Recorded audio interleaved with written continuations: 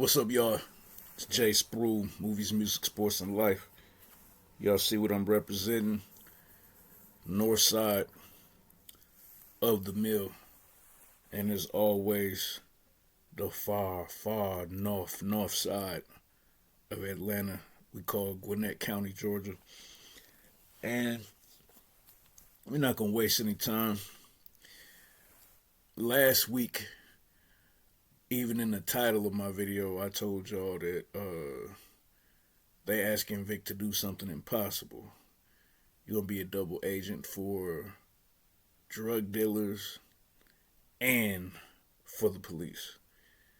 Um, That'll get you killed pretty quickly. And we start off the episode with Vic telling Tommy and Diamond the same thing. It's suicide. They start the episode off with his face down in the water. But part of the criticism I had about last week's episode is really come full circle exactly to what I was saying in terms of the writing, how they're writing Tommy, in the sense of Jenard complaining about it, some of the other even Mexicans complaining about it, and Diamond wants to admit that Jenard and the Mexicans are right, but he just won't come out and say it.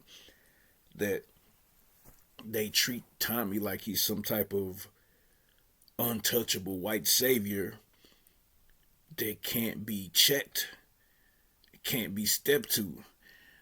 But my problem with it is whenever Tommy deals with white characters, aka the Russians, the Italians, or the Irish, which Flynn is, he always has some type of strategy and some type of leverage in how he's approaching it. So yeah, with Vic, yeah, I'm doing this because yeah, I own you now. So you're gonna do this for me because you're my snitch. So he has the leverage, but it seems like whenever he's doing anything when it comes to us as black gang members, and I say us, obviously I'm not a gang member, but in the sense of the TV show, or the Mexicans, it just seems like he just does whatever he wants to do and he never gets checked on it.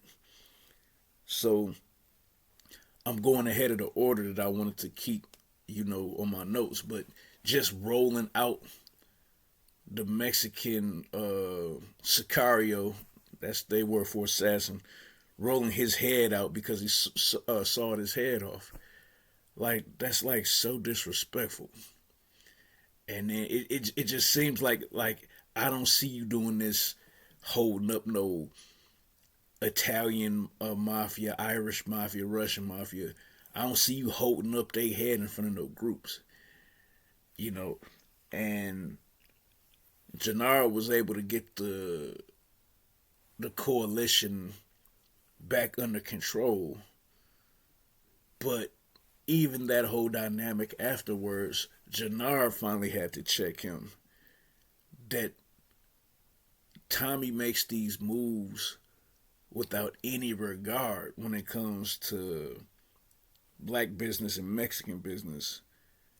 But he's so calculated and even somewhat respectful with how he does it with his own kind. So I don't want to stay on that rant totally, but I just want y'all to notice that even the writing is acknowledging my point. Um, Trust me, he was a lot more in check in the OG Power series in terms of, yeah, he didn't act like this around Kanan. I tell you that much. Him and Ghost were the only two black people he seemed to respect in comparison to the rest of this universe. So Claudian gives the Albanian clubs to Tommy, and Vic really didn't give her a choice. And then after that, Diamond and Tommy blow up the supply chain for Mariah's brother, his supply chain, and that's always gonna cause a problem because if you blow up somebody's supply warehouse, you know, Mariah's brother answers to Che, so it's like when illicit narcotics are either stolen or destroyed, that man still has to account for that. He still has to go back to the person who supplied him with that and have an answer. And like, hey, there's this wild white boy in Chicago that did it. That's not gonna be good enough. So they're not gonna bore us with all the politics of what happened with that conversation, but just know it's a conversation. Next we go to Marshall in DC. Um, I think part of the dynamic with them is Marshall is so much of a better actor than D Mac, and obviously that's illustrated by the fact that the actor who plays Marshall is also in The Shy. So I think I just despise D Mac so much, not only because the way his character is written, he just seemed whiny and spoiled, but also a little bit like his uncle. Like he just doesn't think about anything he does, and he kind of just thinks that just I can just do whatever with no consequence. But Marshall is a lot more level-headed, even to the point of, man, a lot of people seem to know my address since you came around. But Tommy comes, he somehow figures out that D-Mac is hiding out there or hanging out, and he pulls him to the side and lets him know, you ain't getting a seat at the freaking table. I'm in, you're out. And sure enough, when Tommy leaves, he just explains, I'll find my way back in to CBI regardless of what my uncle says. Then somebody sprays, I think it's called the Martez. Is it Martez? Martez cartel sprays at Tommy while he's with Maria. And somebody, I think it was Diamond, made the comment, 2 hits in 2 days. And it's like something has to give because these people is not backing down from us, and they are on the offensive. They extra aggressive. Claudia has a meeting with Stacy behind bars and officially asks to be a confidential informant, aka CI. And the captain just let her know. Stacy said, okay, I'll let you do it, but if this comes back to bite me, or if this ends up not working, I'm going to put you in a jail even worse than this one. And the only thing I can compare it to is P. Diddy. They caught him with illegal liquor, and then recently he just did something else. But I think it's kind of dumb on his part because that prison he was in Brooklyn, they said they had things inside the food that would make you all over my laptop. Like it'll come from you from your side onto my laptop. The stuff that was in the food, the amount of assaults that was happening, both man to man and violence. So where he went to a place called Fort Dix, Dix, not the other way. And it seems like the freedom compared to that, and obviously he doesn't feel like he's going to get killed by anybody. So it just seemed like he just started breaking rules. But that's basically what Stacy is telling Claudia, is that if you uncomfortable here and you got stabbed while you were in here, wait until you see where I'll put you. So she didn't really like the threat, but what can she do about it? Because she pretty much has to do it. Um, Jenard has a heart to heart talk with Diamond.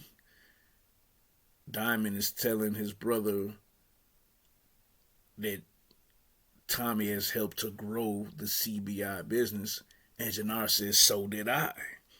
And he says, "What type of partnership is this?" So once again, this is speaking upon my whole premise from last week, what I said at the start of the video, because it seems like you a flunky. Seems like you just kind of taking orders. And then he also adds that King Kilo, aka Glenn Davis, Big Baby Glenn Davis of the Boston Celtics, formerly of LSU, who is in jail in real life for insurance fraud. He says he wants a body, and it either has to be D-Mac or it's going to be one of ours. So they didn't explore that further in the rest of the episode, but it's going to come back up. So D-Mac robs a dice game, and believe me, whenever you see the mafia represented in form of Asians on screen, it's always the triads. And so he robbed a dice game, hit D-Mac in the chest with the butt of the gun really hard to make it seem like he was not in on it. And